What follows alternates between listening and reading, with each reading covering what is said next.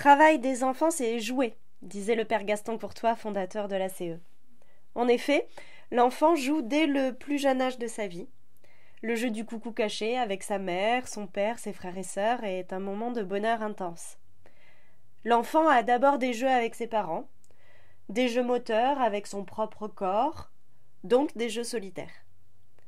Ce n'est seulement que vers l'âge de 2 ans qu'il commence à jouer, d'abord à côté d'un autre enfant, qui l'observe attentivement pour reproduire ce qu'il fait, et il aime ça. C'est vers 3 ans qu'un enfant commence à jouer avec un père. Le jeu est absolument nécessaire à l'épanouissement d'un enfant.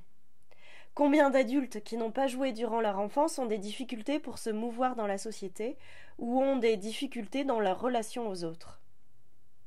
Le jeu est primordial et a plusieurs vertus. D'abord, il pousse l'imaginaire à se développer, vitesse grand V, notamment avec les jeux d'imitation. On dirait que toi tu serais le papa et que moi je serais la maman, ou encore tiens voilà une soupe, mais tu la manges pour de faux, hein, parce que c'est de l'herbe et des cailloux. Ainsi, l'enfant imite les adultes de son entourage qu'il a pour modèle et se forge une personnalité propre. Il acquiert ainsi des compétences et des qualités visant à son épanouissement.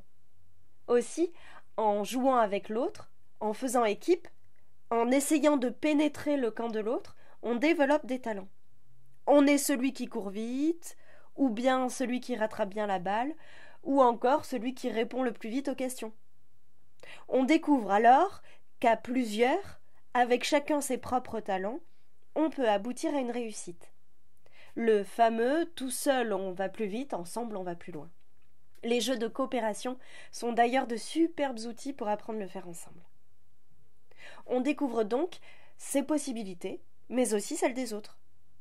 Et pour cela, il faut apprendre à communiquer, à échanger, à observer les signes que l'autre nous donne à voir, ses émotions par exemple.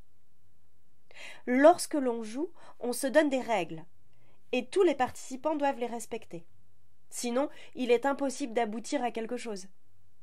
Le jeu est donc un outil essentiel à la compréhension des règles qui régissent notre société, nos rapports à l'autre. Parfois, un enfant ne va pas comprendre les règles d'un jeu et va refuser de jouer. Pourquoi ne pas accepter ce refus, tout en lui proposant d'observer la partie? Ainsi, il expérimentera, grâce à l'observation, la nécessité du respect de ces règles du jeu pour emmener la partie à sa fin.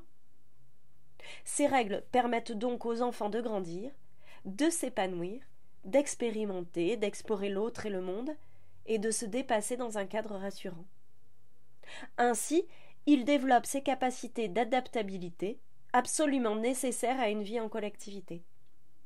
Le jeu est donc essentiel dans l'épanouissement d'un enfant, mais aussi dans ses apprentissages. D'ailleurs, les enfants jouent avec un très grand sérieux.